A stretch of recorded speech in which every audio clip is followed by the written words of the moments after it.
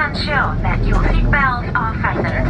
Seat backs and tray tables are in their upright position, and window blinds are open for taxi, takeoff, and landing. All exits and aisle must be clear. Please store your belongings into overhead bins or under the seat in front of you. Electronic devices. Süremizde 2 saat 45 dakika olarak vermektedirler. Uçuşumuzun iyi ve rahat geçmesi diler, iyi uçuşlardayız. Good evening, ladies and gentlemen, dear children. Pegasus Airlines, on behalf of the state of Turkey, would like to welcome you on board our Airbus 320 named after Lenin. Captain İpek Pocar is made of flight time to Kuwait Airport, 2 hours and 45 minutes. We wish you a pleasant flight, thank you.